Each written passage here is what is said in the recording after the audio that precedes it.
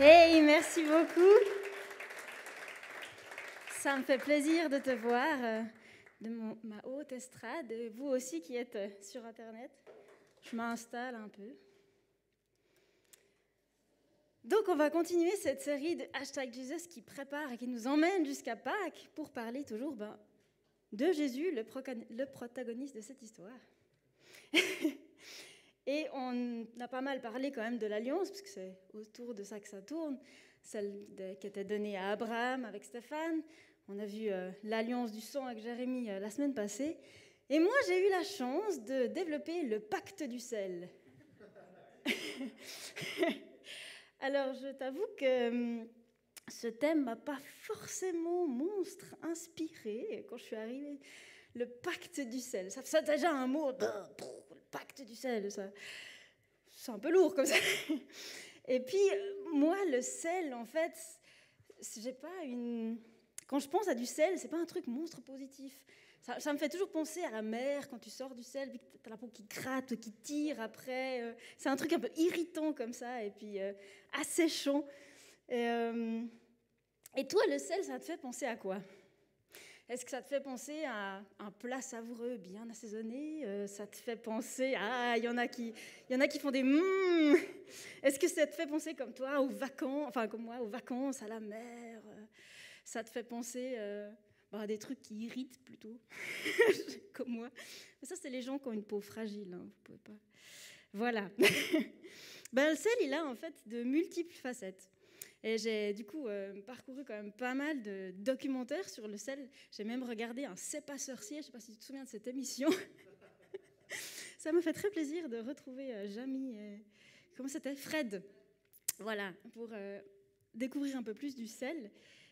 Et en fait, je me suis rendu compte qu'il n'est ni bon ni mauvais. Il est les deux. Et en fait, on peut voir dans la cuisine. Un plat, il peut être super bien assaisonné, juste ce qu'il faut pour révéler les saveurs, ou alors s'il est trop assaisonné de sel, il est immangeable. Dans la vie, c'est la même chose. On a besoin du sel, la vie a besoin du sel pour être là. Mais s'il y a trop de sel, comme par exemple la mer morte, il n'y a pas de vie. Il n'y a qu'une seule petite algue qui arrive à supporter une dose de sel de fou, mais c'est la seule chose. Sinon, tout meurt. Et puis même dans notre corps, on a besoin du sel pour ne pas mourir de déshydratation.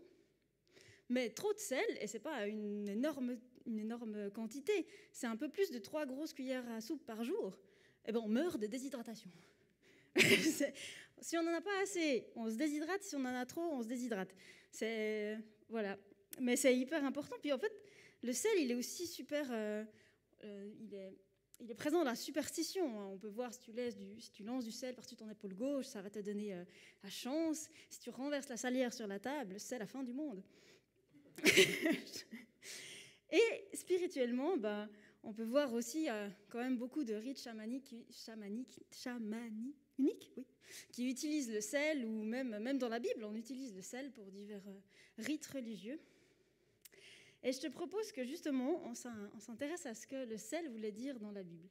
Et si je t'associe mot sel et Bible, est-ce que du coup tu penses à différentes choses que le plat savoureux ou la mer ?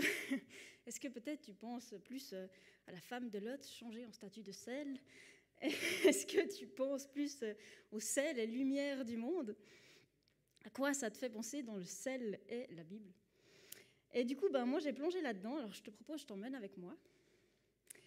Et en fait, le sel, dans la Bible, dans toute l'époque que la Bible couvre, qui est d'ailleurs une grande époque, en fait, le sel a plus ou moins toujours la même importance parce qu'il était vraiment utile au quotidien. Et il servait en fait principalement à la cuisine pour assaisonner les plats, mais surtout pour la conservation des aliments. C'est encore le cas dans certains pays. Et sans sel, leurs aliments pourrissaient très vite. Et puis, ils ne pouvaient pas garder les aliments et les tenir bons. Ça servait à les purifier. Ça servait aussi dans la médecine. Ça servait dans justement la purification. Ça servait dans les tâches quotidiennes, comme le tannage du cuir ou la teinture. Même encore aujourd'hui, quand on veut teindre un truc, on doit mettre du sel avec dans la machine. Et puis, en fait, il était tellement important qu'il a pris une valeur. Et les soldats romains, en fait, quand ils recevaient leur solde, leur paiement, si on veut bien, ils recevaient aussi du sel avec. Et du coup, c'est de là que le mot vient salaire. Donc on peut voir que le sel était tellement important qu'il représentait un salaire. Et si aujourd'hui tu dis que tu as un salaire, c'est bien à cause du mot sel. Tu ne savais pas ça, hein? Et à cause en fait de toutes ces propriétés, il a rapidement été utilisé comme symbole dans la Bible, parce qu'il représentait plein de choses. Notamment la pureté, il représentait l'alliance, il représentait la protection, mais aussi la stérilité. Et l'alliance de sel, ou le pacte du sel, c'est mentionné 3 fois dans la Bible. La première fois, c'est dans les offrandes. Dans le chapitre 2 du Lévitique, Lévitique nous parle des offrandes, comment faire une bonne offrande à Dieu. Et le chapitre 2 traite des offrandes qui sont végétales.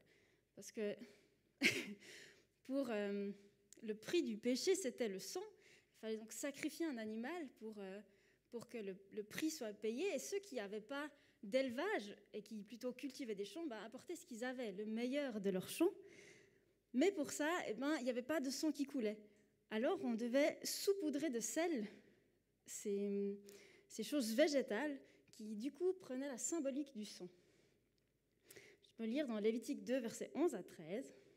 « Aucune des offrandes que vous présenterez à l'Éternel ne sera faite avec du levain. En effet, vous ne brûlerez rien qui contienne du levain ou du miel parmi les offrandes passées par le feu pour l'Éternel.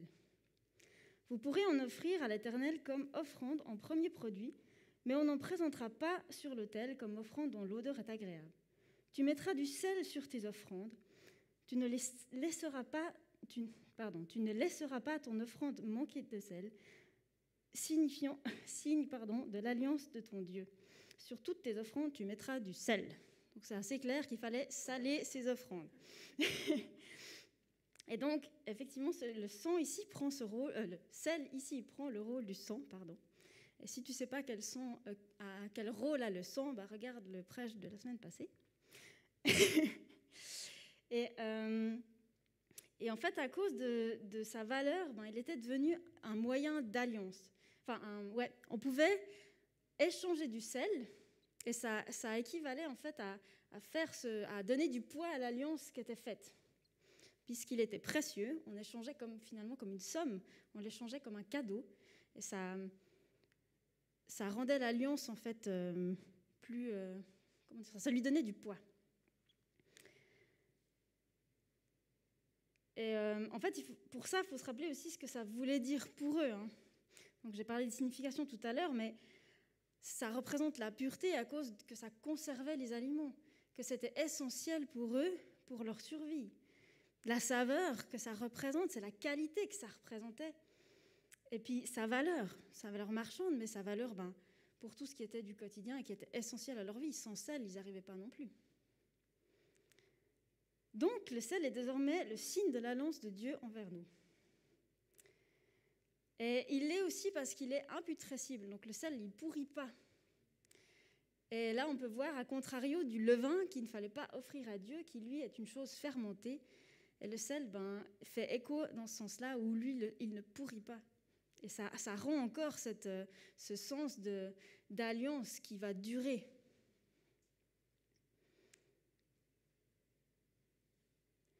Et en fait, chaque fois qu'on mettait du sel sur ces offrandes, c'était aussi l'occasion de se rappeler l'alliance que Dieu avait faite avec Abraham.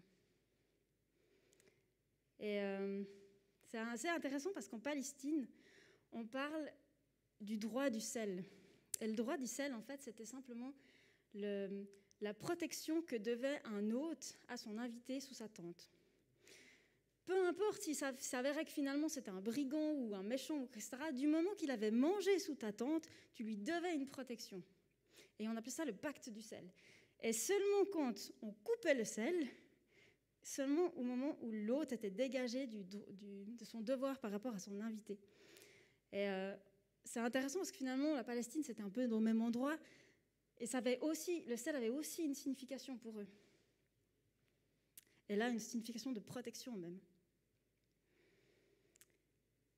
Dans le second cas, c'est dans le cadre du sacerdoce. Alors, sacerdoce, c'est un mot un petit peu violent comme ça, mais ça veut dire finalement ministère ou service pour Dieu.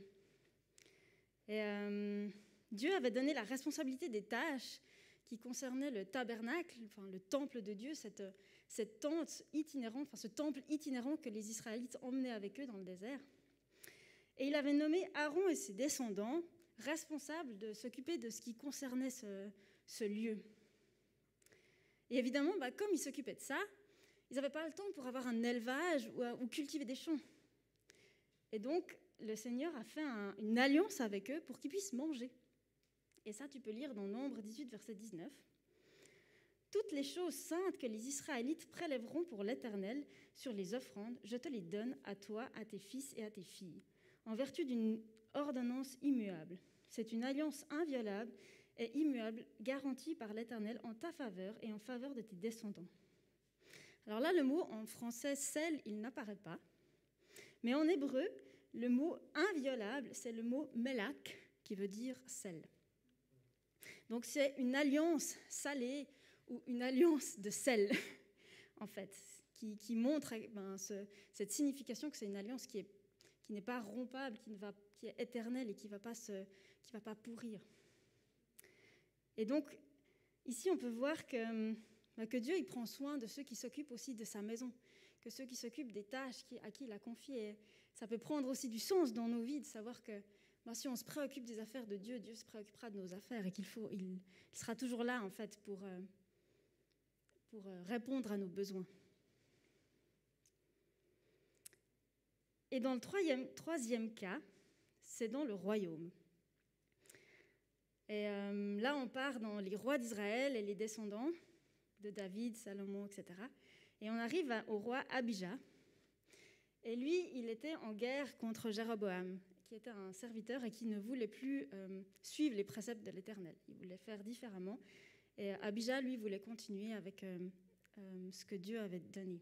Et ils sont rentrés en guerre et à un moment donné, Abijah a voulu raisonner Jéroboam et il lui dit dans 2 Chroniques 13, verset 5, « Ne devons-nous pas savoir que l'Éternel, le Dieu d'Israël, a donné pour toujours à David le royaume sur Israël, et à lui et à ses fils par une alliance inviolable ?» Là, encore une fois, le mot inviolable, c'est le mot melak, qui veut dire sel. Donc c'est de nouveau cette alliance salée ou cette alliance de sel. Et Abijah, en fait, dans ce texte, il fait référence à une promesse que Dieu a faite à David dans 2 Samuel 7, versets 12 à 16. Donc c'est l'Éternel qui parle à David et qui dit « Quand tes jours seront accomplis et que tu seras couché avec tes pères, j'élèverai ta postérité auprès de toi. Celui qui sera sorti de tes entrailles, et j'affermirai son règne. Ce sera lui qui bâtira une maison en mon nom, et j'affermirai pour toujours ton trône de son royaume. Le trône de son royaume, pardon. Je serai pour lui un père, et il sera pour moi un fils. S'il fait le mal, je le châtierai avec des verges des hommes, et avec les coups des enfants des hommes. Mais ma grâce ne se retirera point de lui, comme je l'ai retiré de Saül, que j'ai rejeté devant moi. Ta maison et ton règne seront pour toujours assurés. Ton trône sera pour toujours affermi. » Cette promesse, en fait, elle s'adresse pour Salomon. Elle est pour Salomon, mais en fait, elle a pris vraiment tout son sens en Jésus. Puisque Jésus, c'est le descendant de David par lequel on a eu la promesse que le trône serait assuré pour l'éternité. Ton trône sera pour toujours affermi. Et celui à qui la royauté elle est attribuée pour l'éternité, c'est bien Jésus.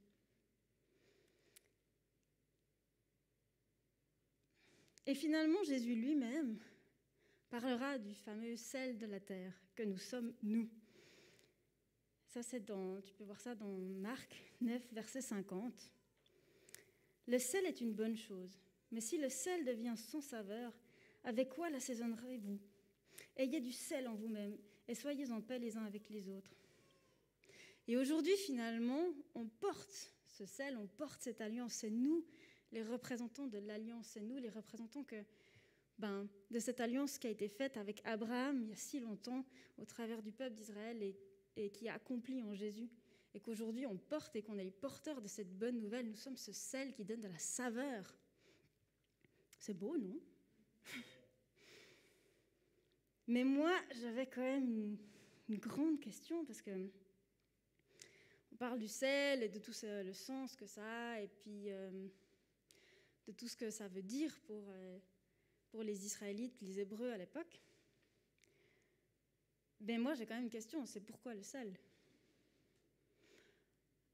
Alors oui, c'est clair que c'est quelque chose, c'est une matière qui conservait les aliments, qui rendait purs, etc. Mais je sais pas, ça aurait pu être du poivre, ça aurait pu être, je sais pas, des cailloux qu'on échange, qui représentent l'alliance, ça aurait pu être beaucoup de choses. Et moi, j'étais quand même coincée avec cette question face à mon Dieu. Je disais, mais pourquoi le sel? Pourquoi le sel représente le sang?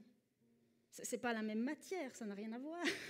À quel moment Dieu s'est dit, on va mettre du sel sur les aliments végétaux, ça fera comme du sang. Puis ça leur parlera. Je sais pas, moi c'est quand même des choses où c'est ce genre de questions que tu te dis, un jour j'irai au paradis, je la poserai à Dieu. Et j'ai pas attendu le paradis, je me suis dit, moi je veux savoir. Et donc je me suis assise, j'ai pris un temps, j'ai dit à Dieu, mais pourquoi le sel? Et ma réponse a été, pourquoi pas? Et cette question est aussi vide que pleine, et cette réponse elle est aussi vide que pleine. C'est toujours un peu frustrant des fois ces réponses comme ça que Dieu donne dans tout son mystère. Pourquoi pas? Et en fait, ce que j'ai compris au travers de cette réponse, c'est que comme Abraham avait été choisi ni parce qu'il était spécialement bon, ni parce qu'il était spécialement sage, mais juste parce que Dieu l'avait choisi. Puis au travers de lui, il a choisi les Hébreux qui n'étaient pas connus pour être un peuple spécialement, comment on dit, pas sage, mais obéissant. C'était même un peuple au cou raide, comme on disait, des rebelles. Mais Dieu les a choisis pour se révéler en fait au travers d'eux au monde entier. Et donc le sel, c'est rien que du sel, finalement. Et comme l'alliance qu'un homme et une femme portent une fois qu'ils sont mariés, donc cette bague, c'est rien qu'un anneau de métal. Et que je la porte ou pas, je suis mariée à Manu. Et le sel, c'est pareil. Dans un sens, avec ou sans, Dieu, il a fait alliance pour nous. C'est seulement le signe visible. C'est seulement un signe pour que nous, on se rappelle. Et le sel, il est ni bon ni mauvais. Il est aussi important qu'insignifiant. Parce que finalement, un grain de sel, si on perd un grain de sel, on ne va pas commencer à tout retourner l'appartement pour chercher le grain de sel. D'ailleurs, quand on sale, en général, il y en a partout sur la plaque de cuisson. Si vous êtes un peu maladroit comme moi. Et en fait, c'est un peu comme nous.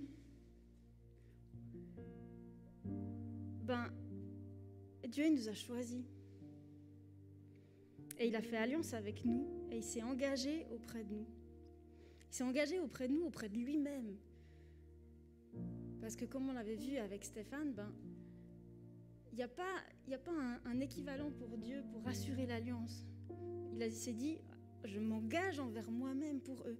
Et cette alliance, elle est indéfectible. Rien ne peut la briser ou la casser. Et elle est éternelle.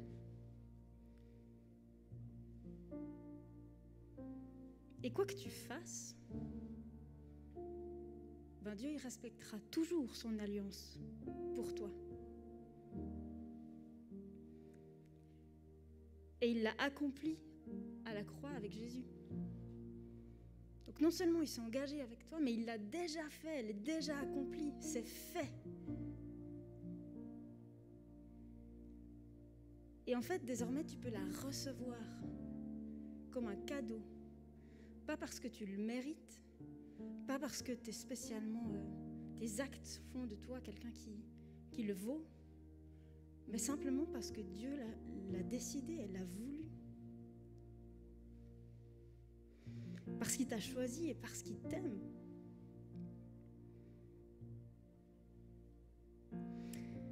Et le symbole du sel pour les hommes, ça fait appel à notre mémoire. c'est comme un symbole qui nous rappelle cette alliance. Cette alliance que Dieu il a passée avec Abraham et qui s'est accomplie au travers de Jésus. Mais le symbole qu'il a pour Dieu, c'est révélateur de tout son amour pour nous. C'est comme une folie sans explication. C'est juste parce que lui, il l'a voulu.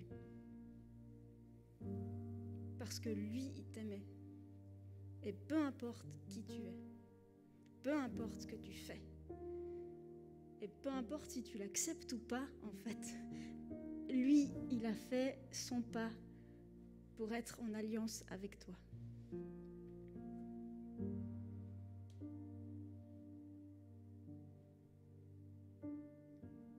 Et ce que j'aimerais, c'est qu'à chaque fois que tu cuisines, à chaque fois que tu assaisonnes tes plats avec du sel, tu te souviennes de ce que ça veut dire en fait.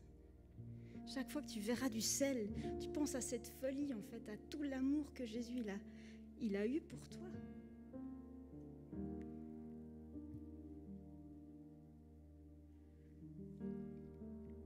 On va avoir maintenant un moment où tu vas pouvoir méditer ce sens que ça a pour toi. On va vivre la Sainte Seine. C'est cet acte qu'on fait en souvenir de ce que Jésus il a fait pour nous. Tu pourras l'apprendre dans ce temps de musique, avec ce pain et ce vin. Et vous, à la maison, c'est le moment de préparer le vin et le pain, ou ce que tu as sous la main.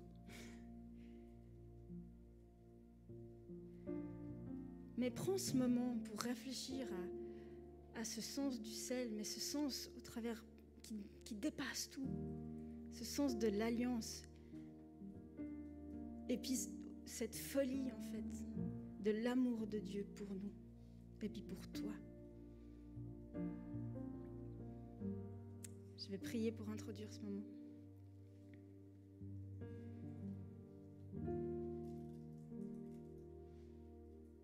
Ouais, Jésus, que dire d'autre que merci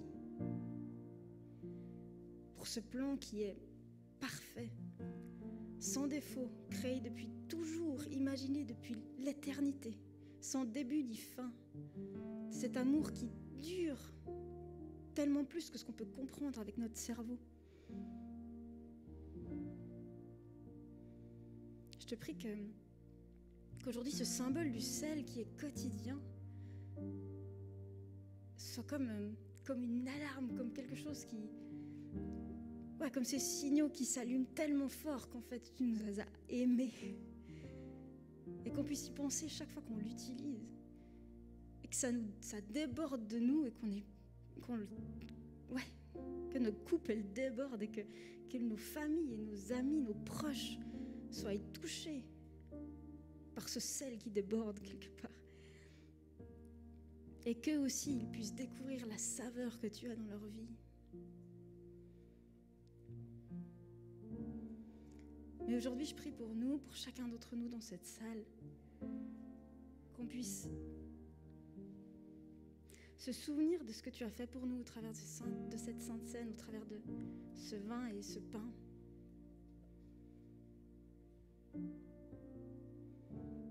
Qu'on puisse se rapprocher de toi, de ton cœur, et qu'on puisse sentir à quel point tu nous as aimés.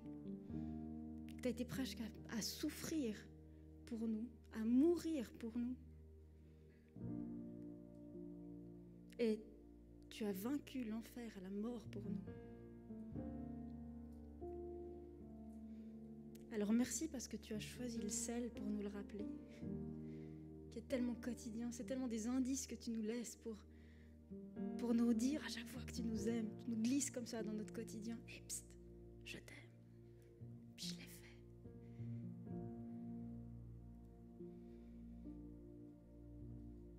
Merci parce que tu es vraiment ce Dieu si intelligent, si parfait. Et je te prie que tu puisses rejoindre le cœur des gens là où ils sont, dans leur saison de vie, qu'ils puissent être envahis par cet amour qui déborde.